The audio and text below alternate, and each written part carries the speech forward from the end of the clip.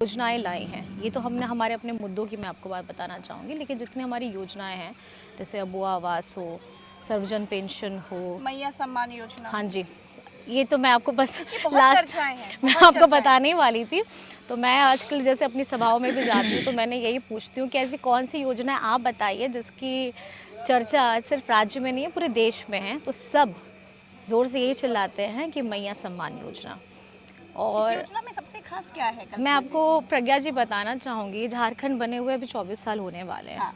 और सबसे ज़्यादा यहाँ पर में राज किया है हम्म, बीजेपी के लोगों ने, जी जी जी। उनकी सरकार रही है। हम्म, और झारखंड में ये पहली बार है, हम्म, झारखंड बनने के बाद ये पहली बार है कि हमारी आधी आबादी के बारे में किसी ने सोचा है। सोचना मतलब उन्हें एक ऐसा मान सम्मान देना। आप एक सोचिए, आप भी एक महिला हैं, आप पत्रकारिता करती हैं, जी। मैं तो अभी भी आई हूँ, मैं तो पहले गृहिणी थी, शिक्षिका भी थी। एक महिला क्या करती है? किसी भी आप सामान्य परिवार हो या कोई भी परिवार हो, महिला क्या करती है?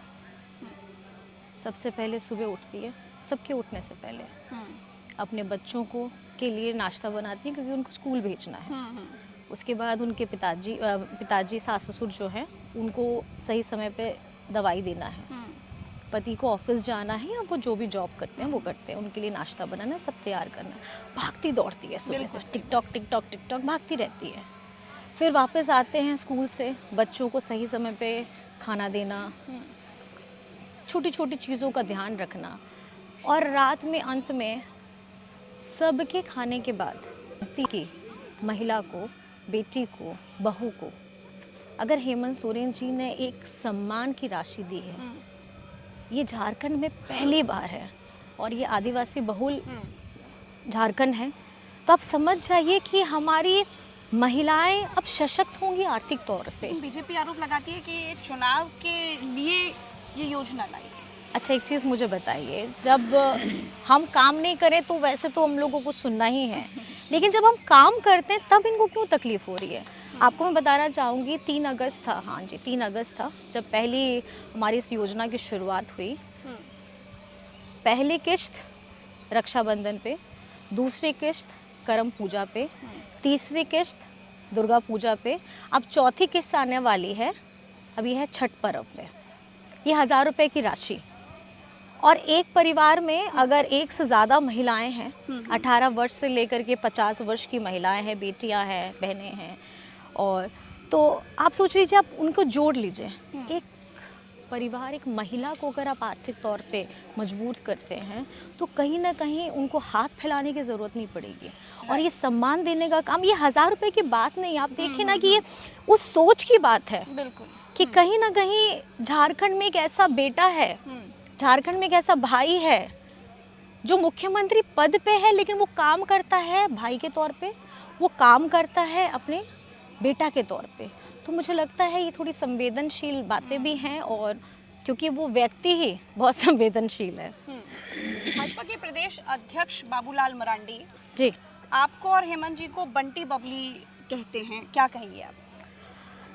देखिए वो मेरे बड़े हैं, अब मैं उनके बारे में कुछ बोलना नहीं चाहती, और अब उनको कोई ऐसी उपाधि देनी है तो इस तरीके की बातें तो शायद मुझे लगता है कि नहीं बोलनी चाहिए, क्योंकि हम, वो भी बड़े हैं हमसे, और अगर आप ऐसे बोलेंगे तो हम आपसे छोटे, आपसे क्या सीखेंगे? आपने भाषण देना कहाँ से सीखा कल्पना जी? ऐसे कुछ सीखा नहीं। हाँ। कुछ सीखा तो ऐसे कुछ नहीं है, जो मन में आता है वही सीधा बोल देती हूँ मैं, और सीधा दिल से निकलता है, ऐसा कुछ वो नहीं है। आपका राजनीतिक गुरु कौन है?